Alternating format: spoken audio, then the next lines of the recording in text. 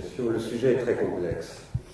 Plus j'y pense, plus j'ai le vertige et la trouille de m'y perdre, parce que c'est vraiment très très complexe. La question des technologies, comme l'a rappelé, questions que nous appelons relationnelles, mais qu'on n'appelle pas forcément comme ça, on peut appeler social networking ou des médias sociaux, etc. Nous parlons de technologies relationnelles numériques d'ailleurs, parce qu'il y a des technologies rationnelles, analogiques. Le mot était, tel que je l'ai lu moi, pour la première fois, cette fois-ci, on est de Rifkin, il a désigné des technologies analogiques. Dans l'âge de l'accès, d'ailleurs, il est frappant de voir à quel point Rifkin ne voyait pas les questions du numérique en 1999. C'est quand même assez extraordinaire, je trouve, quand on voit ça aujourd'hui avec à peine 12 ans de décalage. Dans l'exposé de Aubin, il y a eu beaucoup de choses vraiment passionnantes. Je remercie beaucoup d'être venu jusqu'à nous ici, samedi après-midi, pour être tranquille dans sa maison à Rennes, où il fait beau aujourd'hui. Il a dit un truc qui est vraiment important, l'investissement dans les signes. À propos de ce territoire hybride qui se charge de signes, qui fait signe, pluriel, qui fait des signes, parce qu'il est vécu, qui signifie son vécu, mais il est habité. Voilà, c'est un territoire habité. Et ce faire signe produit de la signification. Nous, dans notre langage ici, nous appelons ça de la transindividuation. Un signe, c'est ce qui se métastabilise, au sens où, tout à l'heure, Christian a employé ce mot, pour produire ce que Gilbert Simondon appelle de la signification. Nous avons beaucoup travaillé dans cette salle et ailleurs au sein d'Arsenal depuis 6 ans maintenant, presque 6 ans, bientôt c'est des ans, sur la canalisation, la captation, l'hégémonisation, pourrais-je dire, en recitant Gramsci une fois de plus, des processus de transindividuation par les psychotechnologies au XXe siècle. C'est-à-dire, ce que nous avons essayé de montrer, c'était notre premier manifeste en 2005, consistait à dire, même si on n'utilisait pas ce vocabulaire-là, que le capitalisme du XXe siècle, le capitalisme d'origine américaine, disons, qu'on a appelé le consumérisme ensuite, c'était un capitalisme qui visait à canaliser les énergies, l'attention, et finalement à produire des processus de transindividuation en les canalisant. Pourquoi des processus de transindividuation? Pour produire des significations. Par les significations, on contrôle les individus. En leur faisant adopter des significations, ce qu'on fait par exemple, et je ne le dis pas du tout de manière, enfin, c'est pas du tout un constat de condamnation que je fais là en disant ça, mais ce que l'ordre des Jésuites par exemple a fait, c'était très bien décrit par Auroux dans la technologie, dans la révolution technologique de la grammatisation. Révolution technologique de la grammatisation, maintenant, c'est comment l'ordre des Jésuites produisait de la signification dans les territoires colonisés et devait prendre le contrôle des esprits. Ça, c'était au nom de Dieu. Au XXe siècle, c'était au nom du dollar. Tu vois, quel était derrière, écrit In God We Trust. Et du développement de l'industrie américaine. Nous avons pas mal travaillé là-dessus. Je pense que moi, je suis assez content de ce que faire sur ces sujets. Je pense qu'on a bien fait avancer la réflexion collective sur ces questions liées aux psychotechnologies du monde analogique. Et puis débarquent les technologies relationnelles numériques qui sont en train de mettre en place de nouvelles techniques de contrôle des processus de transindividuation. J'appelle ça aussi moi, des technologies de transindividuation numérique, et qui, je les appelle aussi maintenant parfois des sociotechnologies. Les sociotechnologies, il y en a plein, bien entendu, mais non, il y a plutôt des sociotechniques. Là, il y a des sociotechnologies. Donc, comment on va produire industriellement du social, avec des moyens industriels, du contrôle industriel de production du social, qui, dans certaines circonstances, je n'aurai peut-être pas le temps de le dire parce que je ne veux pas garder la parole trop longtemps, mais rendre purement et simplement caduque l'idée même de social, à mon avis, peuvent extrémiser les processus de ce que nous avons appelé de dissociation.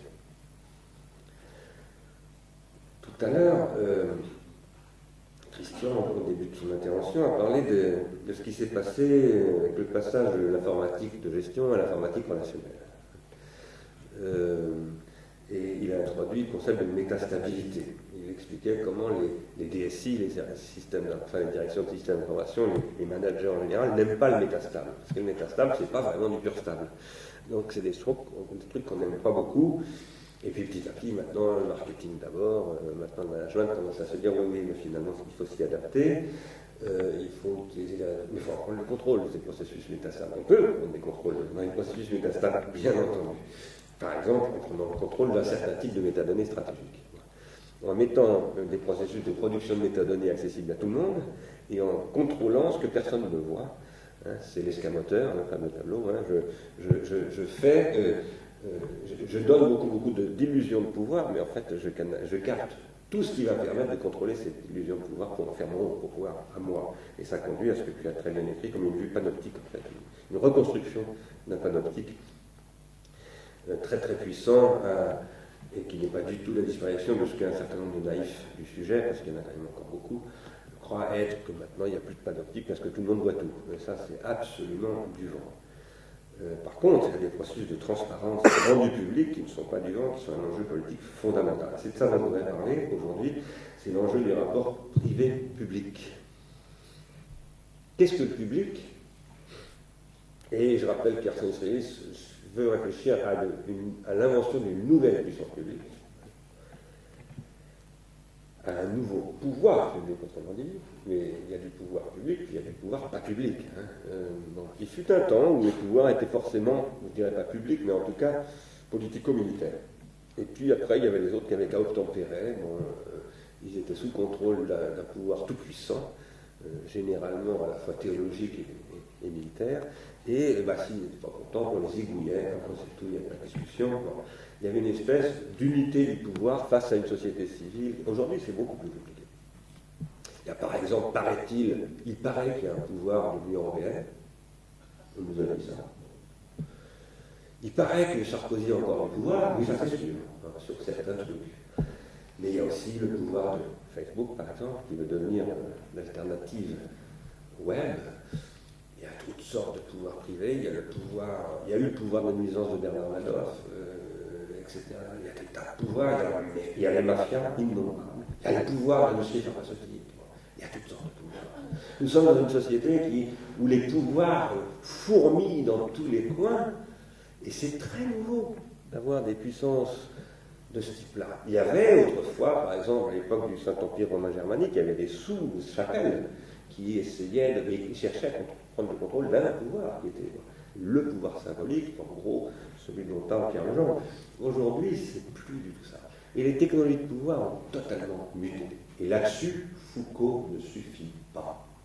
Absolument pas. Il y a beaucoup de gens qui s'accrochent à Foucault comme une loi de sauvetage, et ils se font de grandes illusions. Il faut le lire, bien entendu. Foucault, c'est extrêmement important. Mais ça ne suffit plus du tout à avancer ça. Même s'il a vu apparaître le fourmillement des pouvoirs en question, ces technologies de pouvoir-là, je pense qu'il ne les a absolument pas pensées, à mon avis, et on peut difficilement continuer à penser ça simplement avec des catégories foucaultiennes. Qu'est-ce qui fait, quoi qu'il en soit, le pouvoir public? Puisque je veux parler du rapport public-privé, il faut donc parler du pouvoir, et d'abord du pouvoir public, parce qu'il y a aussi les pouvoirs privés. Ce qui fait qu'un pouvoir est public, c'est qu'il y a une technologie de publication. Pas de pouvoir public sans technique de publication.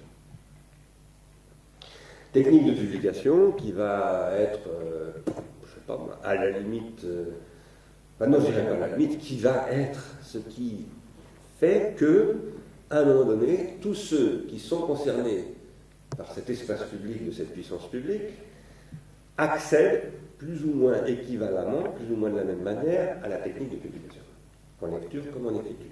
C'est la citoyenneté. Dire, on va toujours, oui, il y en a toujours, parce que c'est ça dont on parle. C'est ça la naissance du pouvoir public. Avant, il y avait un pouvoir public, un pouvoir pharaonique, un pouvoir chamanique, tout ce que vous voulez, les pouvoirs d'animaux qui sont des pouvoirs totémiques. Il n'y a pas de pouvoir public. Le pouvoir public apparaît à partir du moment où une puissance publique se constitue par le partage de technologies de publication. Ça, c'est absolument capital. Et à partir de là, s'opère un partage aussi entre un espace public et un temps public d'une part, et d'autre part, un espace public et un espace privé et un temps privé. Tant qu'il n'y a pas d'espace public, il n'y a pas d'espace privé. C'est tout bête, mais c'est fondamental. Et beaucoup de gens l'oublient. Beaucoup de gens s'imaginent qu'on pourrait continuer à avoir un espace public sans espace privé. Mais non, ça n'existe pas, un espace public sans espace privé. Ce qui définit l'espace public, c'est l'espace privé. Là où c'est compliqué, c'est qu'espace privé, à l'époque par exemple, de la cité grecque dont je parlais à l'instant, c'est l'espace de la citoyenneté et de la domesticité tels qu'ils sont quasiment homothétiques. Tandis que pour nous, l'espace privé, par exemple, c'est la privatisation de France Télécom. France Télécom est devenu un espace privé, c'était un espace public, est devenu un espace privé. Ça veut dire que c'est l'espace du business, d'une initiative, ce qu'on appellerait une initiative privée, mais qui est un pouvoir public en même temps.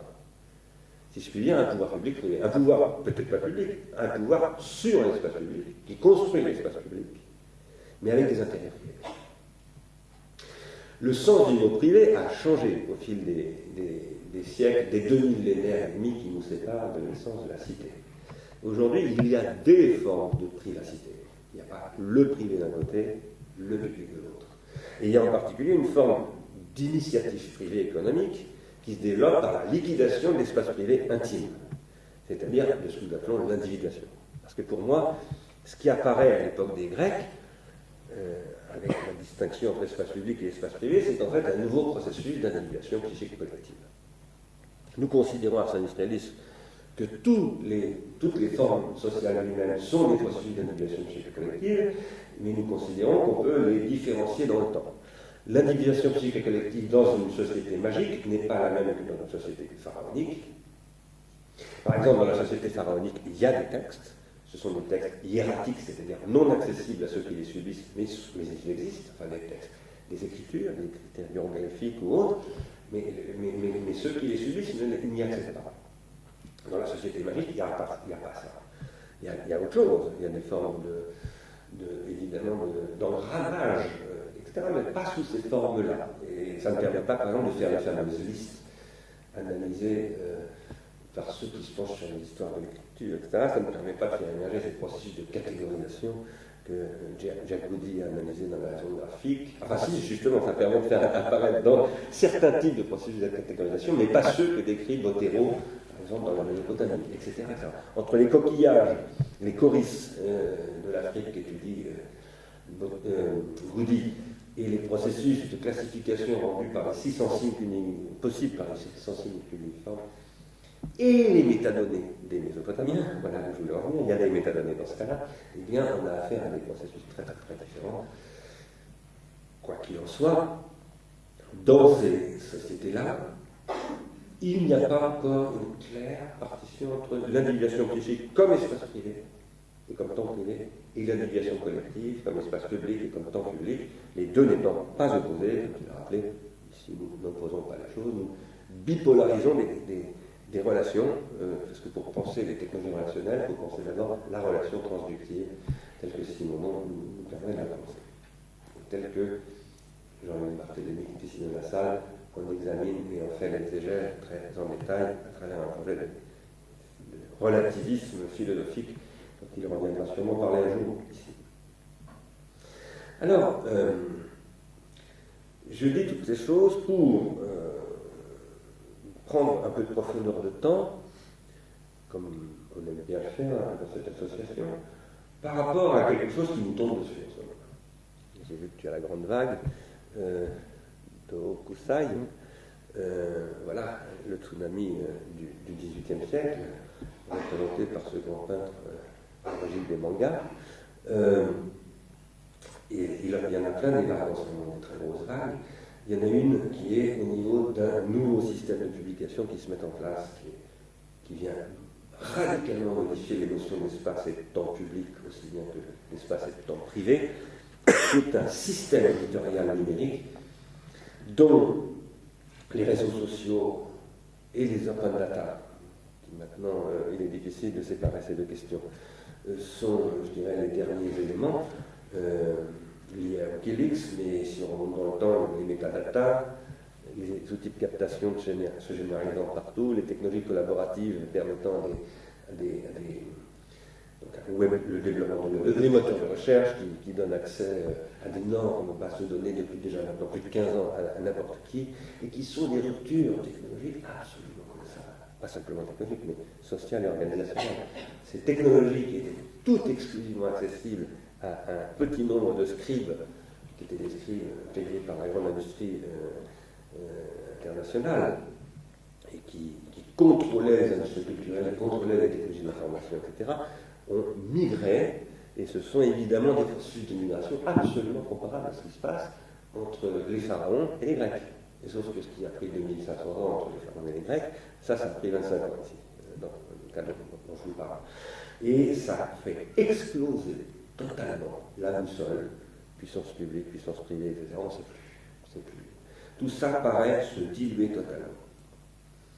Dans ce contexte-là, d'ailleurs, les open data dont nous avons parlé il y a 2 ou 3 jours, une réunion organisée par le campus Microsoft, c'est un enjeu extrêmement important, complexe aussi, qui va extrêmement vite. Sur quoi Rennes est une des collectivités pilotes en France, et qui sont des questions passionnantes et éminemment dangereuses. Passionnantes parce que il y a question avec ce qu'on appelle les open data, donc c'est les données publiques, au départ en tout cas. Parce que moi je disais l'autre fois chez Microsoft, faites attention, vous aussi Microsoft, vous allez être obligé de mettre vos données qui ne sont pas publiques, parce qu'avec ce mouvement, et donc c'est plus simplement les données publiques, c'est la transparence généralisée. En tout cas, disais-je, on va sûrement demander ça à Telco au Japon et à un certain nombre d'autres maintenant. Donc il va y avoir des exigences des citoyens, peut-être qui n'affecteront plus que la puissance publique, mais en tout cas les open data au départ ce sont les données publiques, dont on dit, Obama et un certain nombre d'autres ont lancé ces choses, on va, après tout, elles appartiennent aux citoyens, on va les leur donner et ils vont en faire le meilleur usage, sûrement un meilleur usage que l'administration. Ce qui pose d'innombrables problèmes, ne serait-ce que du fait que, par exemple, on va vous donner le pédigré judiciaire de tous les habitants d'un quartier, et puis vous allez... ce sont des demandes. Oui. Ce sont des demandes. Non, mais pas de données personnelles chez nous. Oui, mais je ne parle pas de Rennes, mais il n'y a pas que Rennes dans le monde. Hein. Il y a d'autres villes, hein. Il n'y a pas que la Bretagne. Et il y a des cartes de la criminalité sur le Et il y a des cartes de criminalité et tout ça. Bon, c'est la liquidation du secret. Avec, bien entendu, ce qui s'est fait avec Wikileaks sur le cas des télégrammes diplomatiques et qui pose un énorme problème de comment est-il possible de pratiquer une diplomatie sans secret. Pourquoi pas d'ailleurs, moi j'exclus absolument pas ça. J'exclus d'autant moins que je travaille en ce moment dans un cours que je fais sur l'essentiel. Je travaille beaucoup sur la façon dont la Grèce, disons de l'époque de Socrate, a réagi contre un processus de publication. Ce processus de publication, c'est ce que Jean-Pierre Vernant appelait le devenir profane de la cité grecque. Profane, au départ, ça vient de profanes, ce qui veut dire rendre public ce qui était sacré, enfin, ce qui était secret, parce que sacré. Et ça s'appelle la res publica, ça s'appelle la constitution de l'espace public, l'espace politique. L'espace public et l'espace politique se constituent par la destruction du secret. Mais en même temps, par la destruction du secret, mais aussi par la protection du secret. Puisque cette destruction du secret se fait pour pouvoir rendre possible qu'une certaine intimité, par exemple, du citoyen soit garantie. Et que le citoyen soit protégé d'une exposition publique qui serait dangereuse pour lui, par exemple.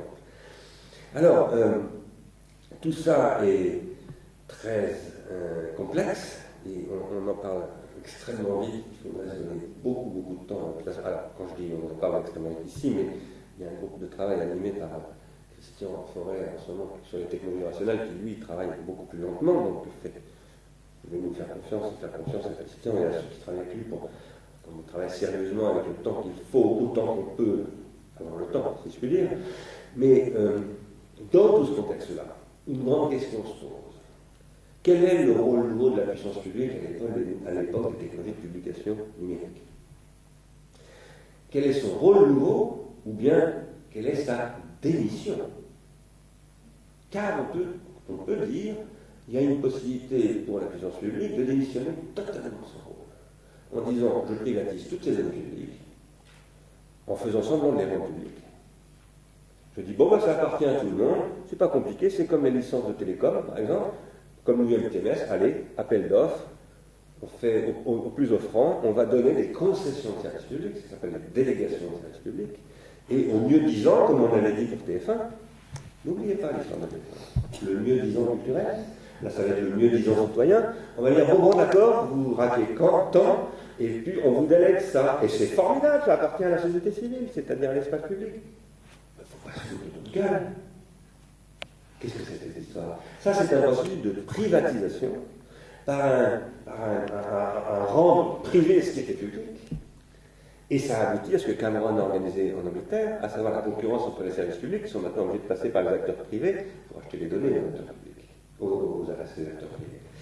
Et donc, il y a un très très grand danger. Il y a le danger de reconstruire du court-circuit à un niveau encore bien supérieur. Il ne s'agit plus de court-circuiter simplement les individus. Quand je dis court-circuiter, je reprends un terme que tu employais tout à l'heure, que nous employons beaucoup ici, et nous soutenons que, par exemple, les psychotechnologies, le psychopouvoir, comme nous l'avons appelé, a court-circuité, j'en parlais ce matin même au Palais de Justice de Paris, a court-circuité la fonction parentale dans un certain nombre de choses et fait qu'il est devenu de plus en plus difficile de faire ce travail des parents et que maintenant il y a des lois qui sont proposées pour vous envoyer en taule si vos gosses que vous n'arrivez plus à contrôler ne sont pas contrôlables, vous en serez responsable, alors qu'évidemment on a créé tout ce qu'il fallait pour que vous ne puissiez plus faire votre travail de parents. C'est ça que nous appelons les court-circuits, c'est ça que nous appelons la prolétarisation parentale. Et là, est-ce qu'il s'agit d'organiser l'autoprolétarisation de la puissance publique, qui donnerait tous ces moyens d'exercice de sa puissance, de sa capacité de prévoir, d'anticiper, finalement à une privatisation. À qui, par exemple? Au Japon, par exemple, à cet opérateur qui était détenteur de ces centrales nucléaires? C'est ça le sujet de notre panel. Et quand je dis ça, moi je ne dis pas ça du tout contre le mouvement de la Dakar. Je dis ça simplement en soulignant que ça, c'est une possibilité.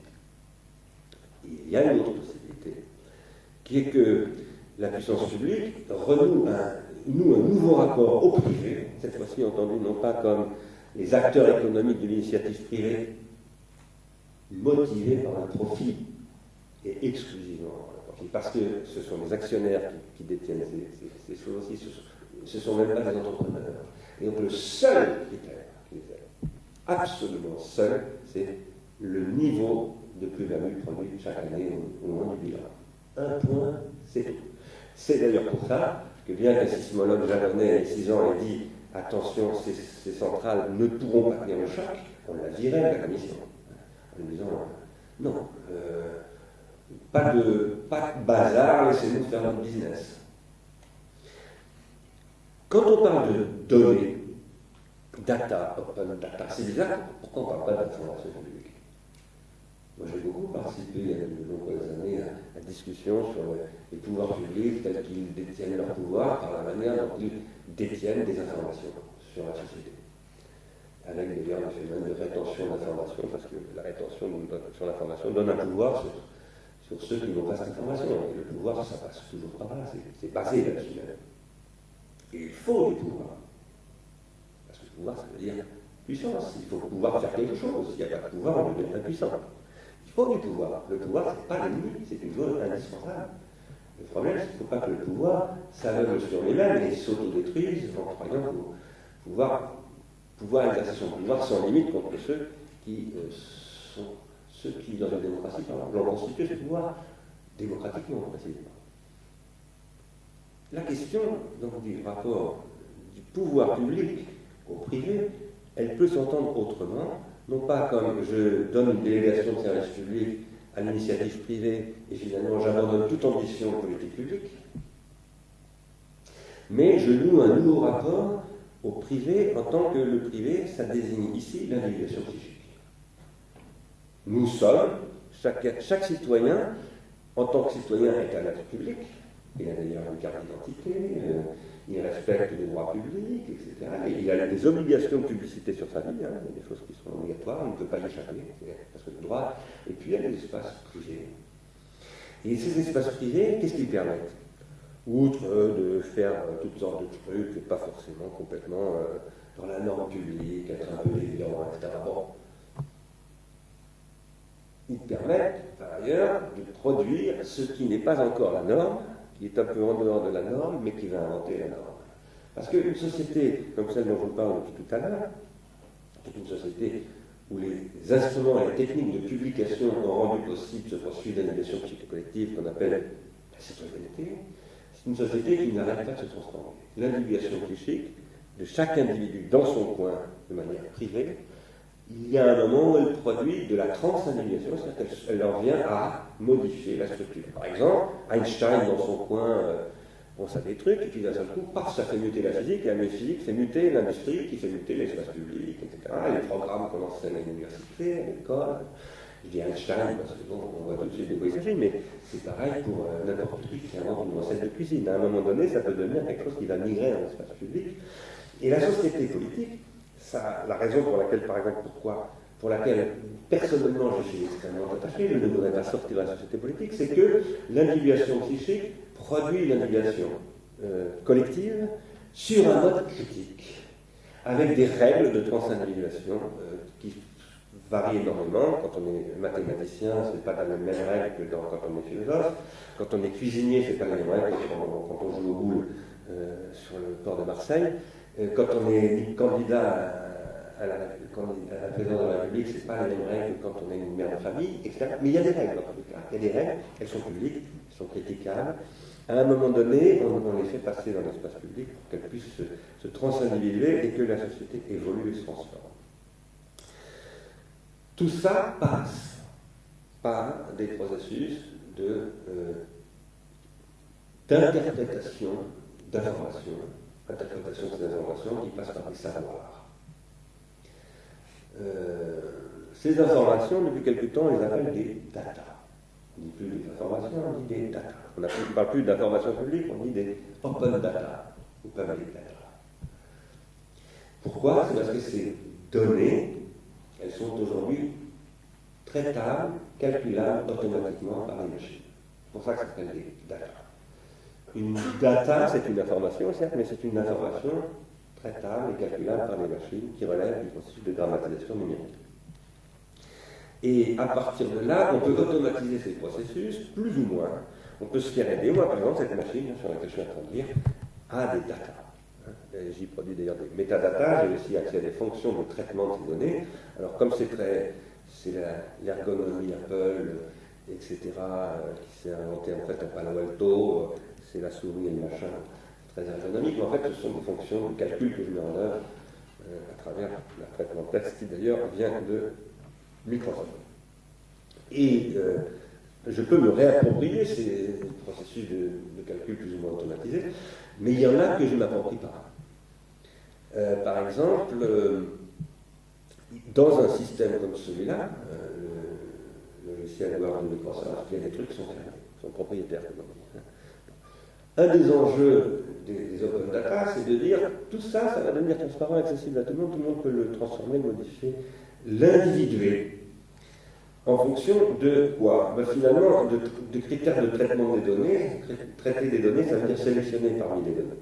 Et ça suppose qu'il y a des critères de sélection. Qu'est-ce que je veux dire?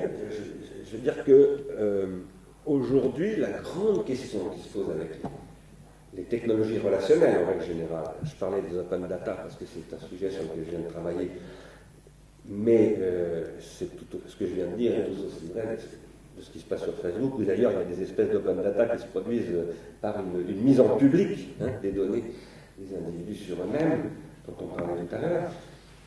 La question c'est quelle est l'intelligence collective que l'on a du processus d'individuation collective et comment les processus d'individuation psychique vont pouvoir s'organiser autour de ça d'une manière critique.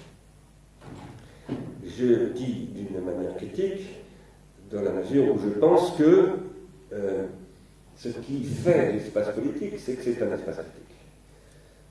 Il est organisé par une bipolarité entre le public et le privé. La notion même du privé peut évoluer, peut se multiplier, peut devenir extrêmement complexe. Il peut y avoir toutes sortes de formes en fait, de privatisation, si je puis dire. Et c'est en soi un sujet d'une complexité extrême. Mais dans tous les cas, il s'agit d'organiser la manière dont le public et le privé vont communiquer, vont se nourrir mutuellement, vont se conditionner mutuellement avec des critères qui, dans certains cas, si on est vraiment dans une activité politique au sens fort, et au sens fort, pour moi, ça veut dire démocratique, on va avoir une publicisation de ces critères, une mise en débat de ces critères, et ça va être le cœur même de l'activité politique que de faire travailler ces critères, ou bien au contraire, on va avoir une spoliation par rapport à l'évolution de ces critères, une occultation, un secret nouveau qui va s'élaborer, et ce que je dis, c'est que les open data, à une certaine sauce, c'est au contraire, loin d'être une transparence nouvelle, c'est une nouvelle organisation du secret. Je ne dis pas ça du tout dans un sens paranoïaque du complot, etc. Vous le savez bien, je pense, si vous connaissez un tout petit peu ce que je raconte. Non, je dis ça d'un point de vue de la grammatisation. La grammatisation permet cela. Alors, par rapport à cela, et pour revenir sur le titre de cette rencontre qui porte le mot territoire et sur ce que disait Hugues Aubin tout à l'heure. Ce que nous soutenons, nous, Ars Industrialis, c'est qu'en effet, les technologies relationnelles, qui sont des technologies de transféralisation, des sociotechnologies nouvelles, etc., imposent au pouvoir public, et en particulier au territoire. Alors, je vous dirai en passant qu'un pouvoir public est toujours territorialisé. Vous me direz, il y a l'OMC, mais justement, ce n'est pas un pouvoir public, l'OMC. L'ONU non plus. C'est un accord entre puissances publiques, mais ce n'est pas un pouvoir public. Pas la même chose. C'est ce qu'on appelle une organisation internationale. Ce sont des organisations internationales. Les pouvoirs publics sont toujours territorialisés, de près ou de loin. Ça changera peut-être, mais à mon avis, c'est pas mal à aller. Ça changera. Quoi qu'il en soit, donc, une puissance publique est territorialisée. Et nous pensons qu'aujourd'hui, en particulier pour les territoires, je vais appeler pour aller très vite à échelle humaine, c'est-à-dire appréhendable, parcourable dans la journée par un individu et capable, cet individu, d'avoir une fois une représentation mentale et une expérience physique. Hein. Voilà, Rennes, par exemple, c'est ça. Hein. Une ville comme Rennes, qui n'est pas une très grande ville, pas non plus une petite ville, c'est une métropole, c'est quelque chose de ce type-là. Vous pouvez en faire, même Paris d'ailleurs. Hein. Ça, ce sont des espaces territoriaux. Ils sont réticulés à nouveau. Et cette réticulation numérique est une chance extraordinaire pour ce territoire et pour leurs habitants. À une condition, c'est que les élus prennent leurs responsabilités et qu'ils aient une intelligence politique, économique, technologique, culturelle, je dirais même sociologique et psychologique de ce qui se joue là. Car tout ça, et encore bien d'autres choses, est en jeu là-dedans. Ça suppose évidemment des politiques publiques territoriales. Des politiques publiques territoriales qui doivent, par ailleurs, faire avec ce que je vais appeler, je terminerai là-dessus, les relations intergénérationnelles. Qu'est-ce que tout à coup vient faire ce truc-là? Ce qui vient faire ce truc-là tout à coup, d'abord, pour revenir à un truc que je disais tout à l'heure, le grand débat qui s'est tenu en Grèce antique sur l'époque de la culture du secret, qui était la mystagogie mythologique, mythographique d'un côté, et la culture publique, laos klerum, comme dit Doss, laos klerum grec, qui était portée par les philosophes, les sophistes et Socrate de l'autre, qui a coûté la vie à Socrate, quand même, hein. Et à d'autres, beaucoup d'autres, enfin pas la vie, mais beaucoup d'autres ont été persécutés. Doss dit, en fait, c'était un conflit de génération. Il ne dit pas ça comme ça, mais moi je le reformule comme ça. Il y avait les natifs du mythe d'un côté, les natifs du logos de l'autre. Du logos, c'est-à-dire de la lettre, de la grammatisation du rapport à la langue, à la parole, qui a donné la dialectique platonicienne. Et ça, c'est un conflit de nativité technologique. S'il y a des natifs du numérique aujourd'hui, c'est parce qu'il y a des natifs de l'analogique. Moi, je suis un natif de l'analogique. Je suis tombé dedans quand j'étais petit, je suis né en 1952 devant une télé que mon père avait fabriquée. Un vrai natif de l'analogique. Et il y a un certain nombre de personnes dans cette salle qui sont de vrais natifs du numérique. Il n'y en a pas assez, à mon avis, d'ailleurs. Il y en a quelques-uns, j'en vois, mais j'aimerais qu'il y en ait plus. Et une des grandes ambitions de l'Arsène, c'est d'arriver à construire un espace de discussion intergénérationnelle. C'est plus compliqué à faire qu'à dire. Ça passe par les technologies de dramatisation.